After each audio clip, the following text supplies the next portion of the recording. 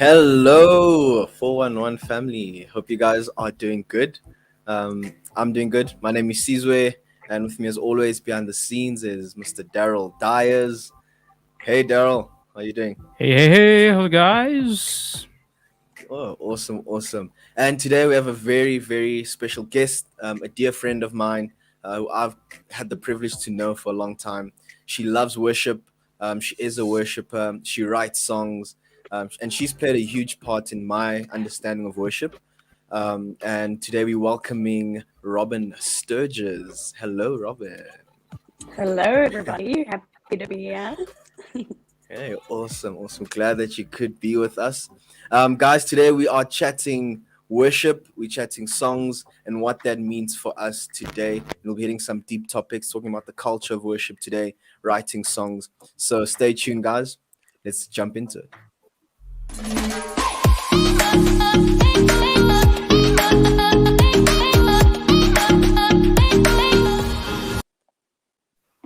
She say, speaking of worship, that intro song is a beat and a half. Eh?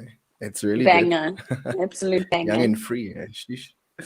Awesome, Robs. Let's jump right into it. So yeah, tell us Do about it. yourself, Robs. Like, who are you, and how? What's your journey? How did you get to know the Father? Phew, I love that question. I love being asked that question. I love telling people. So my name is Robyn, for those who do not know. Um, I was raised in a Christian home, but around the time when I was about 15, I went to a camp called VAC and I encountered what I can only describe, I mean, now with hindsight, as definitely the Holy Spirit's presence for the Sure. first time. And I know that because I left that camp being completely changed. Just it like exuded out of me. I knew something was different and I was never going to be the same again. And from that moment, Sure. I really was. And that was in 2015.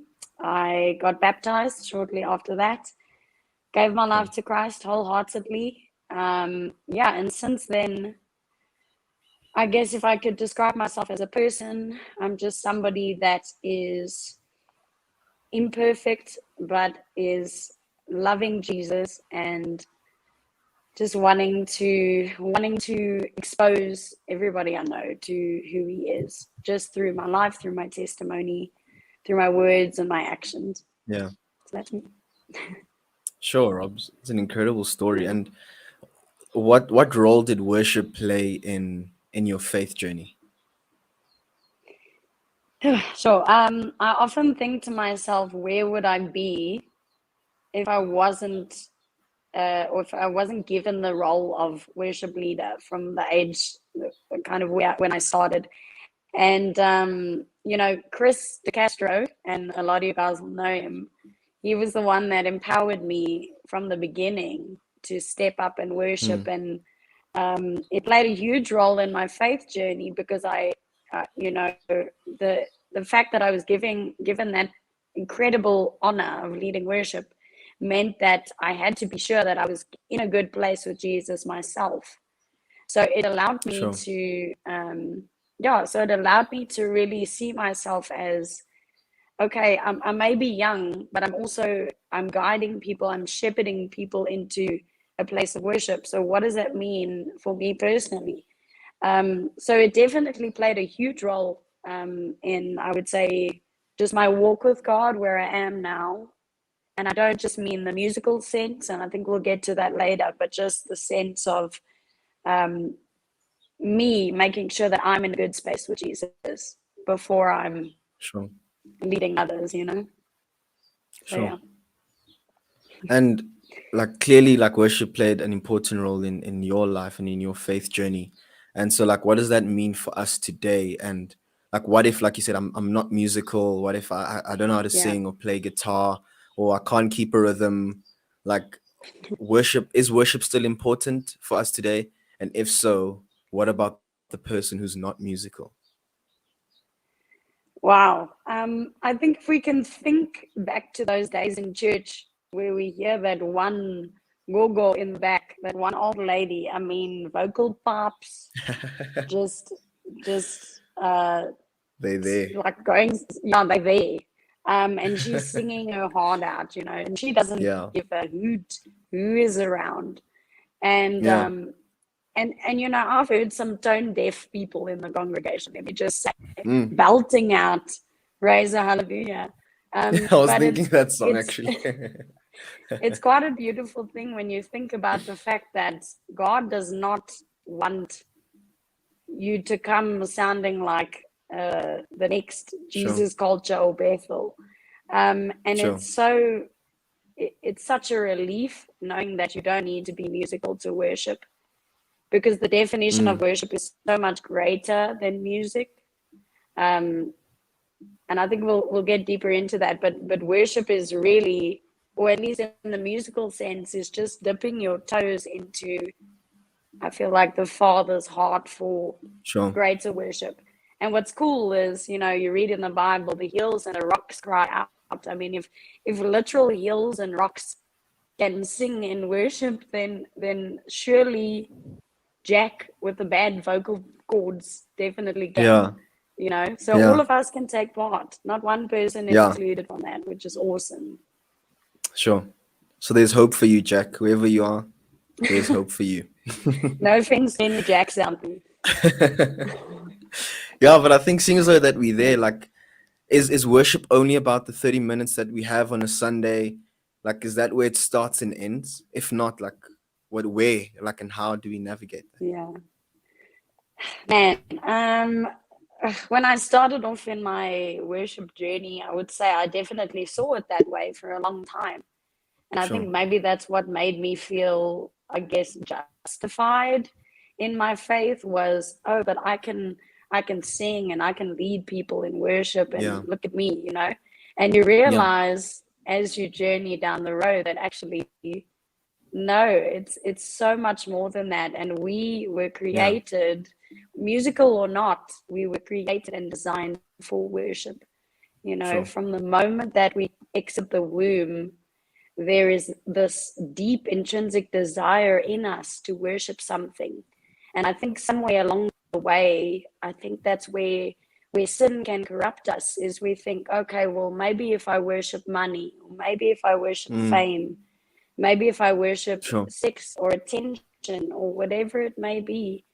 And Mm. that's where sin comes in the way. But if you look at God's heart for worship, it's this idea that when you worship God, when you actually give your all to Jesus, it's the only thing ever in life that you worship that actually fulfills you in the process, Sure. you know? Sure. Because there's all these other things that we're chasing and we're worshiping, but Yeah. there's something about worshiping God that fulfills you in such a deep and meaningful way. And so it's not just music, it goes so much further beyond that. And yes, we can worship God on the sports field. We can worship Mm. God in our workplaces. We can Yeah. worship Him in our schools. And it's so much more than just singing. Mm. It's a matter of being and surrendering, loving, and Sure. it's just a beautiful, beautiful thing. Yeah. Sure.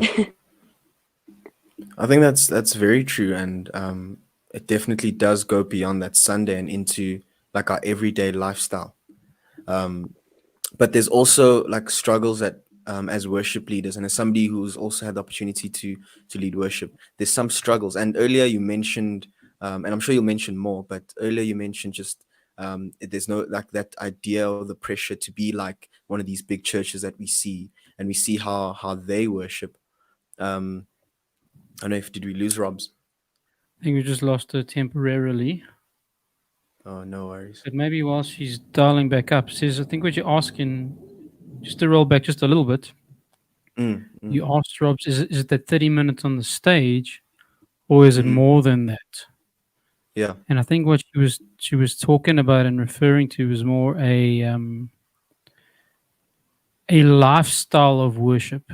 sure. It's a good word. So how do you, yeah, if it's not about the stage and the singing for that 30 minutes, and I know you're very musical yourself and love music, also write your own Mm. stuff.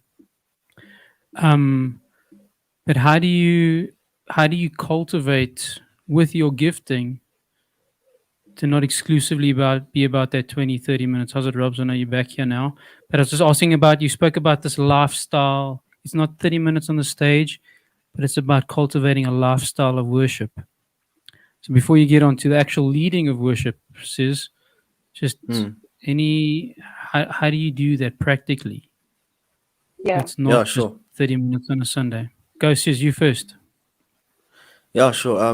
I think practically what it looks like is again that lifestyle. It's the everyday things that I'm doing and ensuring that even when nobody's looking, when nobody's watching, my heart is still postured toward driving all my affections towards the Father. And it's the Bible speaks about the closet and the secret space.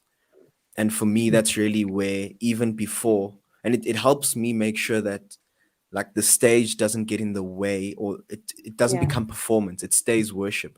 And for Yeah. me, it's Exactly. actually in this very room where I sing still as loud as I can, as passionately as I can.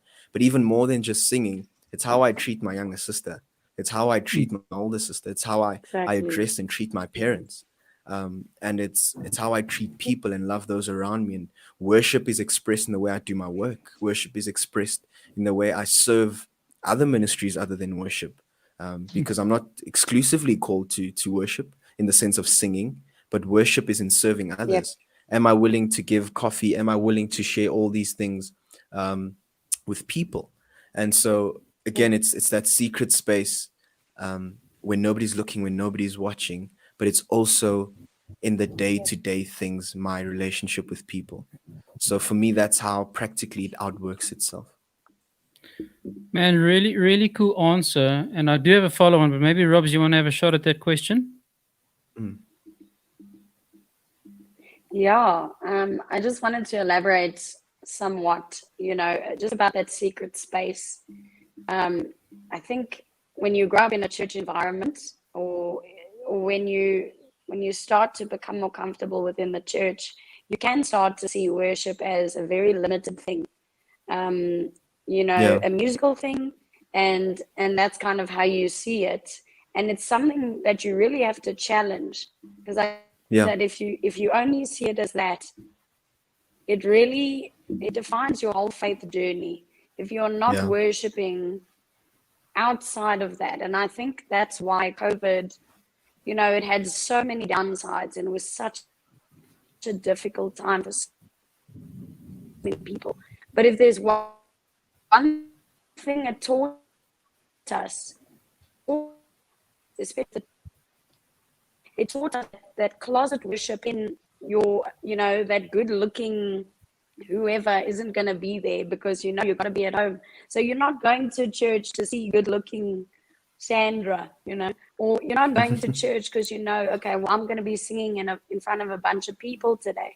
A lot of us had a lot of freedom to choose whether or not we wanted to attend services on Sunday, obviously online, Mm. whether or not we wanted to read our Bibles every day. We had a lot more freedom, in a sense that we weren't maybe being held accountable as much as if we are active Mm. in church and so on. But it really, at least for me, challenged me and convicted me and made me go, dang, like, how much do I worship Jesus when nobody else is looking? You know, Mm. is he still the one that I turn to when I know I'm not there for a duty, or I'm not, Yeah, how much am sure. I offering to God in my personal space? And that definition Mm. is so much greater than just the stage worship, you know? Mm. That's an awesome answer. And I think, Thank you. yeah, COVID had many negatives, but it Mm. definitely really helped us work hard at a real definition of our beliefs and faiths. Yeah. And Yeah. are we prepared to worship still when there's no crowd and there's no stage? Yep. Yep. And I think for you two particularly, man, you've just drawn the unlucky, what do we call it, straw, that you've just been incredibly gifted and talented when it comes to It's a worship. burden. It's a huge burden. No, no, totally. So glad I don't have to worry about that. What you're saying, you're also very Yeah. musical. Yeah, no? From DJ Daz. Yeah. yeah, well, that's just spinning those things. But you guys, uh, from a really young age, have been pushed to the stage because of your talent, which is awesome, and I never see an issue with that. But at the same time, if your maturity can't handle the responsibility, Sure. there's a road to travel there. Um, and Sis, you particularly, I don't know if Rob's, I didn't know you at the same age that I knew Sis, but Sis was on the stage having to lead responsibly, but also mature and grow into those shoes, you know. And I think it's been a journey. And maybe Sis, to start with you, what's helped you with some of that stuff? What's helped me was one, it wasn't my pursuit, so I wasn't, and I'm still not particularly like wanting to be in front of people and worshiping. Um, and I think I remember on stage, after seeing Rob's on stage with Chris and all of them at VAC as well. She came afterwards and she just encouraged me in the space of worship, and that day for me I'll always remember. Um, One, because it was very encouraging, but somebody recognized that I would do it regardless, and I think Robyn was very encouraging in that space. So one, it's because my pursuit isn't a public stage. My pursuit is the Father, and two is having role models like a Robyn. After seeing even Daryl, you do worship, and the likes of your wife Jody and Chris, and all these people, they've modeled worship in such an authentic way, and it was so inviting for me to see. So I was almost one being myself, but also knew the footsteps were very clear in the path that I was walking, because the people who were there were very diligent in their, if I Mm, can call it an art, they were very diligent. So their footprint was very clear to see. Their love for Jesus was very clear to see. Um, mm, and so for me, like even having Robyn, like even saying earlier, like, and I'd often say to her, like she played a huge role in how I understand worship, because it's her and Jesus, and whoever's in the room just so happens to see what that looks like. And mm, I've almost tried to emulate that. And so it's one, it was never my aim, but also the people who have gone before me were diligent. And so mm. that's what's helped me navigate, I think, that space. Rob's, you? Can you repeat the question, Daz? Sorry, old age. Just, again, from a young age, you've been on the stage and obviously had to mature with the responsibility you were given. So, what are the things that helped you to mature in your gifting and the responsibility of leading? Yeah. Oh man. Oh, definitely. I when Sue said that he was the kind of person that didn't want to be on the stage. It's been like, for me, it's been difficult times 10, because I actually enjoy being on stage, and I think I have the kind of personality since birth that just enjoys a bit of that spotlight. And so that has been Mm, probably my biggest challenge ever, is not making worship about myself. And that's something I have to constantly, because of my character, I think, or like parts of my personality, I have to constantly reevaluate and check my heart and make sure that my heart is in the right place.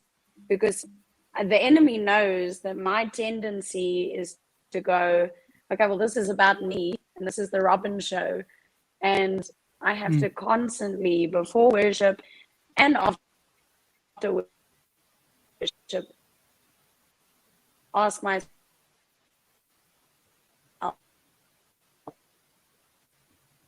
the audience can, and also they, what is the word?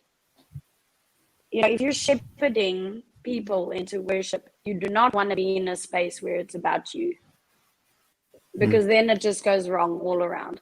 So for me, I would say the hardest part in all of this, especially from young, but something that I feel like I've been able to grow and mature a lot in, is this understanding that it's never about me. It was never about me. And I am just a shepherd in the sense that I'm helping people come near to Jesus. And when I see it that way, it actually takes a lot of the pressure off me and my ability and what I'm able to do. And it gives me the freedom to worship in spirit and in truth, which is the goal. Sure. Very cool.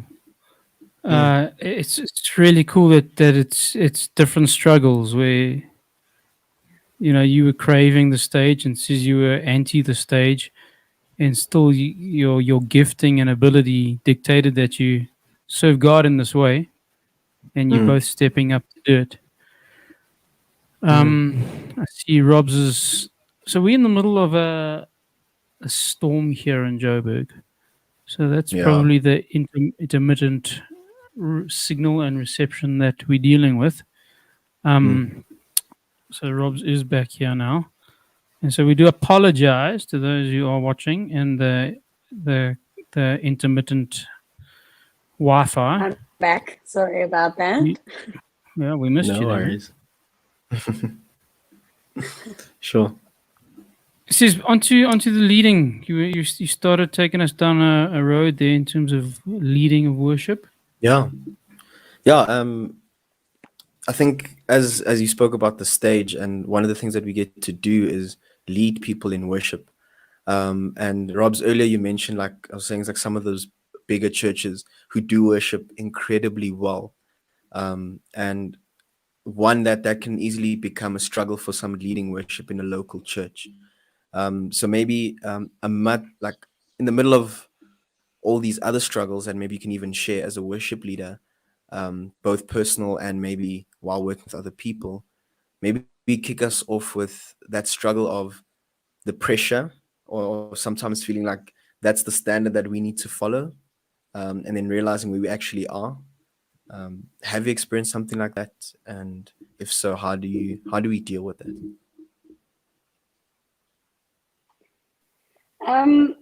Worship is such a funny thing, because it's one of those things where the reality is that you are on a platform.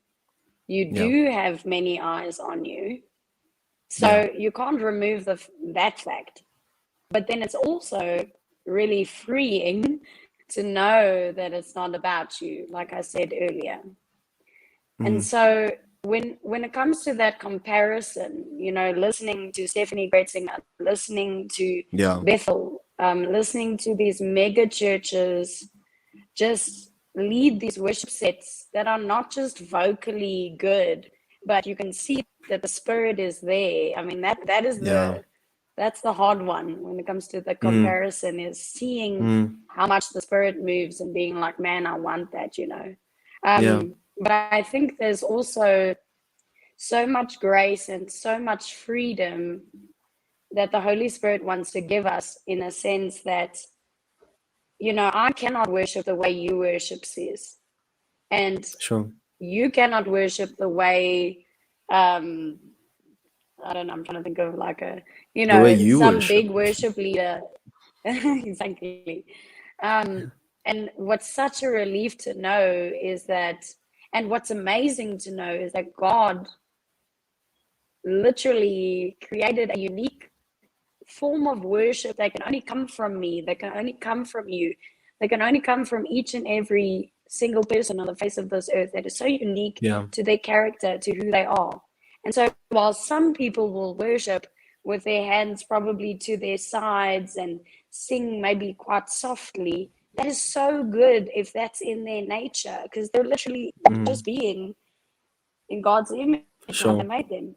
If there's somebody that's running through the aisles with a flag, raising their hands and, Yeah. just becoming undignified, and they're just Mm. being who they are, then I think that is so amazing to Jesus, to God, to see somebody just being who they are. And yes, it Yeah. comes with the struggles when you're on stage, and it's easy for you to want to replicate so and so.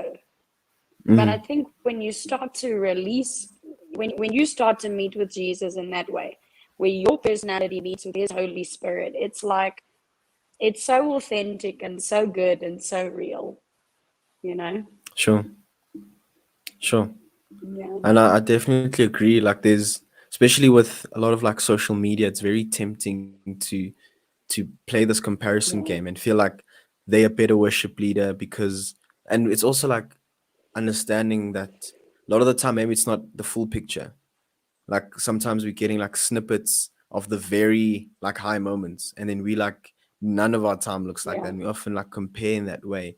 So yeah, I think I love what you said about how there's no pressure to be there, and I think that's a good takeaway for people who are leading worship. Like there's no pressure to be somebody else Yeah. because God made you who you are, and so Exactly. by maturing in your gift in your space, God will bless that, and God won't, like I think we've heard it quite often. God doesn't bless who you pretend to be; He blesses who you actually are. Um, so yeah, I Oof, really like that. I dang. really like that. Really like that. So Yeah. Robs, you also write quite a lot of songs, and I've had the privilege of one writing a few with you, but also hearing like for the first time that a lot of songs that maybe a lot of people haven't heard. But my favorite one that you've written was "Grave to Grace." Was it Grace. that? Grave to Grace. Yes, Yeah. yes. Not to be Yeah. mixed with Grave to Gardens. That's a different one. No, um, different ones. And there's Grace to Grace by Hillsong. yes, I'm and like, there's people, Grace stop to copying Grace. me, Yeah. seriously. Yeah, I'm like sheesh. But Grave to Grace, that was such a good song. And for me, I really enjoyed it. But yeah, talk to Mhm. us about should we be writing new songs? Isn't it better to just sing psalms? Isn't it better to just sing like I don't know, those songs is more spiritual? Should we be writing new songs? And why? Very, very good question. Um, Look, songwriting is one of those things where it definitely doesn't come easily for some, and for others, it does come easily to the point where it's like annoying how easily it comes. But the truth is, the truth is, each and every one of us can be songwriters, Mm, and poetry in itself is music, just without the rhyme, the rhythm. I mean, mm, so we can all be songwriters, but I think songwriting is one of those things. It's one of those uh, Holy Spirit meets with me kind of thing. yeah, So something that I have to also remind myself of is why am I writing this song? And what's sure. awesome is when the Holy Spirit leads me. Sometimes I'll be reading. And we've lost her again. Oh, man. So yeah, the weather is giving us some issues today. Yeah, Um, no, for real. so what I think we're gonna do, I mean, you spoke about that song, and it is a phenomenal song, and I know she's got it recorded and recorded well. Mm, So I think just we're definitely gonna get Robyn to play that song for us. yeah. Um, and we're gonna definitely talk about the songwriting process. Mm, And so oh, Sorry, guys. Sorry about it. no stress. So maybe just to wrap up just for today with the weather issues we're struggling.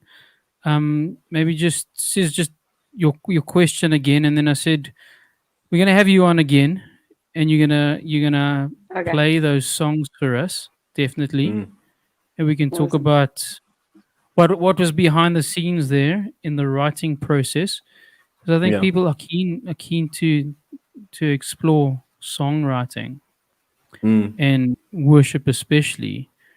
and what happens to that process. And I know we've got a few in our church, as well as people we know who do um, write songs and are Yeah. part of bands and have been part of bands. And so it'd be cool to just talk to others about that as well.